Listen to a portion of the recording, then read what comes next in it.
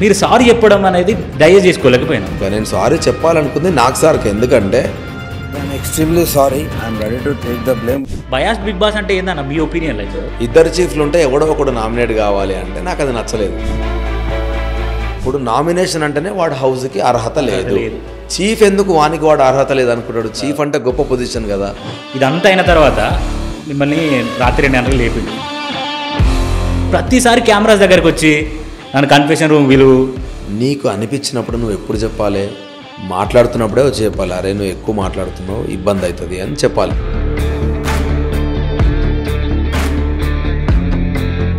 Hi hello నమస్తే, welcome to social post entertainment.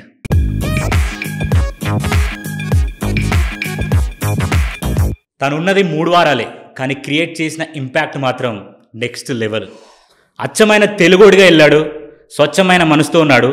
కానీ బయటకు వచ్చేటప్పుడే ఎందుకు ఒక చిన్న మచ్చేసుకొని బయటకు వచ్చినట్టు అనిపించింది. తను ఎవరో కాదు, అభయ్ నవీన్ అన్న.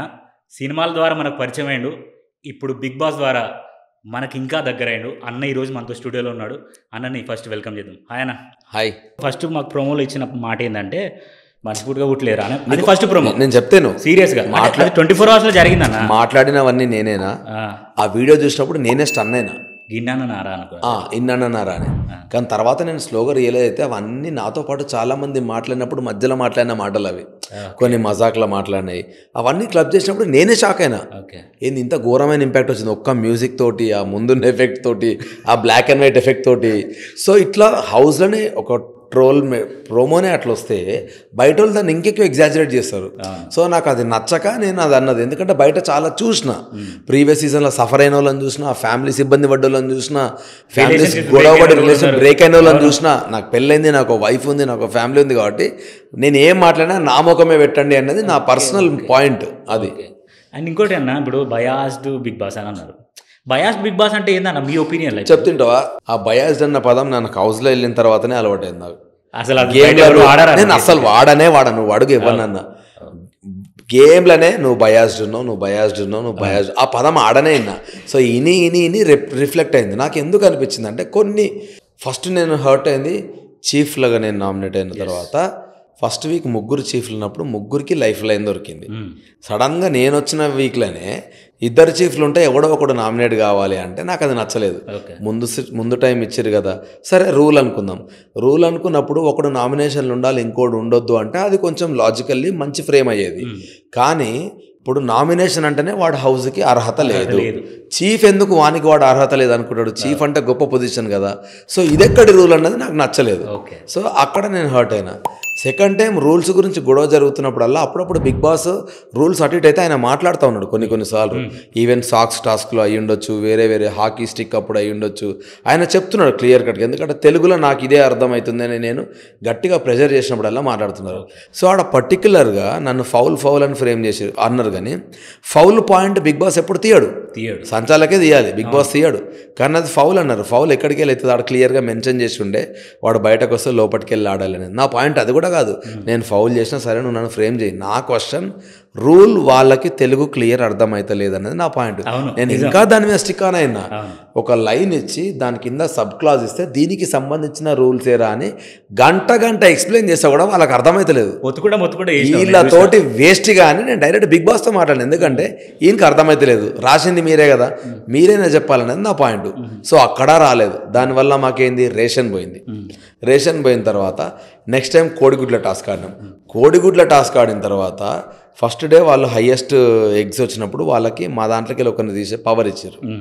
వాళ్ళు ఏం చేశారు, అప్పటిదాకా వాళ్ళంతా చాలా నీట్గా గేమ్ అంటే ఇట్లుండాలి అట్లుండాలి, మీకు ధర్మం లేదు పద్ధతి లేదని మమ్మల్ని తిట్టిన క్యాండిడేట్లు అంతా అటు సైడ్ ఉండి, ఇప్పుడు ముందు రోజు నిఖిల్ నేను టాస్క్ ఆడుతున్నప్పుడు కట్టెలు ఇరిగిపోతే ఒకని చేతిలో కట్టుండి ఒకని చేతిలో స్టిక్ లేకపోతే మనం గేమ్ ఆడొద్దు, అది యుద్ధం కాదు, ఇన్ని మాటలు మాట్లాడిన వాళ్ళు మనకంట వీక్ ఉన్నాడు, నాకు దెబ్బలు పక్కకున్న తర్వాత కూడా మా ఇద్దరిలో ఎవరినో ఒకరిని తీసేయకుండా నబెల్ని తీసేసి మరి అదెక్కడి ధర్మం, అదెక్కడి యుద్ధం, ఇన్ని మాటలు నీతి మాటలు మాట్లాడి.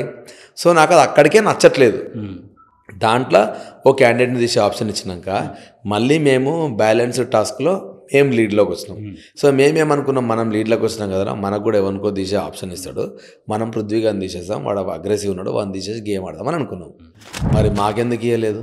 సో ఒకటే వీక్లో నాకు 3 జరిగినప్పుడు నాకేమనిపిస్తుంది, అరే వన్ సైడ్ వెళ్తుంది అని అనిపించింది. సో నా కళ్ళకి అది అనిపించింది కాబట్టి ఈ వన్ సైడ్ రూల్కే అందరు బయాస్డ్ అన్నారు. సో అట్లా నువ్వు బయాస్డ్ ఉన్నావు అన్న పదం వాడిన. ఆ పదం నాకు అసలు బయట అలవాటే లేదు. అంటే నీ అచ్చ తెలుగు ఉండడం వల్ల ఎగ్జాక్ట్లీ. సో అది ప్రాబ్లం ఏంటంటే నాది ప్యూర్ తెలుగు, నేను కొంచెం సర్కాజం ఎక్కువ మాట్లాడతాను, నాది కొంచెం హ్యూమర్ ఎక్కువ ఉంటుంది కాబట్టి నా ఎక్కువ ప్రొజెక్ట్ అయినాయి బయట. అది నిజం. ఇంకొక విషయానికి వస్తానా, ఇప్పుడు ఇదంతా అయిన తర్వాత మిమ్మల్ని రాత్రి 2 గంటలకు లేపిండు, రేపి నిలబెట్టి బయటికి పోరు డోర్ ఓపెన్ చేసిండు. డోర్ ఓపెన్ చేసినప్పుడు సోనియా వచ్చి మీ దగ్గర అడిగింది, సారీ చెప్పరా, సారీ చెప్పరా. నేనెందుకు సారీ చెప్పా, నేను ఆల్రెడీ చెప్పినా. అయిపోయిన తర్వాత మీరు ప్రతిసారి కెమెరాస్ దగ్గరకు వచ్చి నన్ను కన్ఫెషన్ రూమ్ విలువ ఎందుకన్నా అంటే ఇప్పుడు సోనియాకి మణికంఠకి నేను మిస్టేక్ చేసిన అన్న ఫీలింగ్ వాళ్ళకి అనిపిస్తున్నది, నాకైతే అనిపించాలి. నేను జోకులు వేస్తున్నా అన్నట్టే ఉన్నా. నీకు అనిపించినప్పుడు నువ్వు ఎప్పుడు చెప్పాలి, మాట్లాడుతున్నప్పుడే వచ్చి చెప్పాలి, అరే నువ్వు ఎక్కువ మాట్లాడుతున్నావు ఇబ్బంది అవుతుంది అని చెప్పాలి. యాజ్ ఎ ఫ్రెండ్గా చెప్పాలనా లేదా? లైన్లో నిలిచినాక నువ్వు నా దగ్గరికి వచ్చి నువ్వు దొంగతనం చేసినావు అంటే నేను ఎందుకు భుజాలు అనుకుంటా? నాకు నేను రియలైజే అవ్వట్లేదు.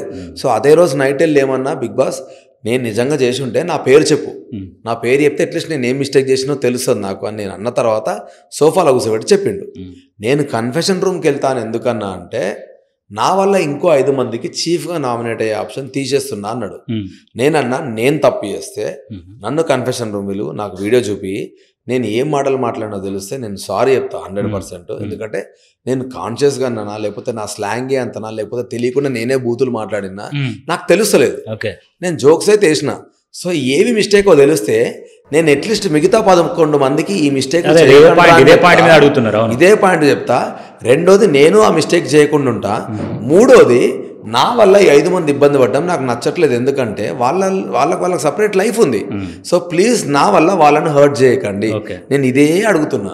కానీ వాళ్ళు ఎప్పుడు పిలవలేదు. సో నేను అనుకున్నా డెఫినెట్లీ మొత్తం అంతా క్లబ్ చేసి సాటర్డే రోజు నాకు బ్యాండ్ వాయిస్తారని చెప్పి ఫిక్స్ అయిపోయినాయి.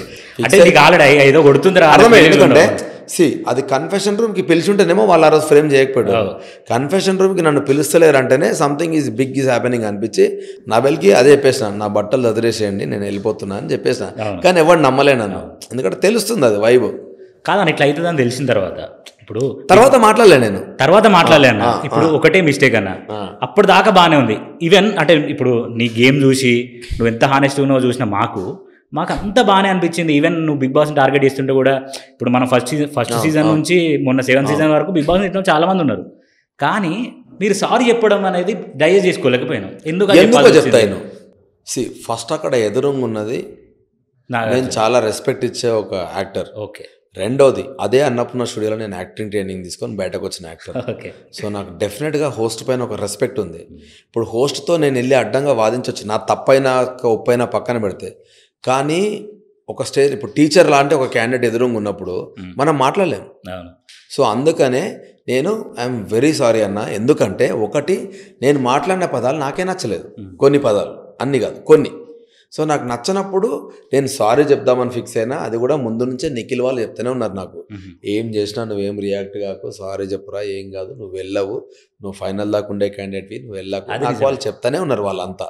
సో చెప్తున్నప్పుడు నేను నాకు సార్కి సారీ చెప్పినా. కాకపోతే నేనేం ఎక్స్పెక్ట్ చేసిన అంటే అట్లీస్ట్ ఎందుకన్నావో ఒక క్వశ్చన్ అడుగుతారేమో అని అనుకున్నా. అందుకని చెప్పేసి నేను వెయిట్ చేసిన, బట్ అడగలేదు. But that's okay. ఇంకా నేను సారీ చెప్పాలనుకుంది నాకు సార్కి, ఎందుకంటే ఆయన బిగ్ బాస్ని రిక్వెస్ట్ చేసి నా గురించి డోర్లు క్లోజ్ చేసిండు. సో నాకు ఆ ఇంపాక్ట్ తెలుసు కాబట్టి నేను నాకు సార్ కోసమే వెరీ సారీ సార్ అని అన్నా. నేను అందుకనే స్టిల్ నేను చెప్పిన పదాల వెనుక స్టోరీ నేను చెప్తున్నా. ఆ స్టిల్ ఆ ఎమోషన్ పైన నేను స్ట్రక్ అయి ఉన్నా. కానీ ఆ పదాలు తప్ప నేనే ఒప్పుకుంటున్నా. ఆ పదాల గురించే సారీ చెప్పిన నేను. ఎందుకంటే 1-2 సార్లు పబ్లిక్ ప్లాట్ఫామ్లో నువ్వు ఏది పడుతుంది మాట్లాడినావు అన్నప్పుడు సో అనకుండా ఉండాల్సిందని అనిపించి నేను సారీ చెప్పిన నాకు సార్కి. నాగార్జున సార్ మీదనే కోపం వాళ్ళు ఇట్లా చేసిండని కొంతమంది అంటున్నారు.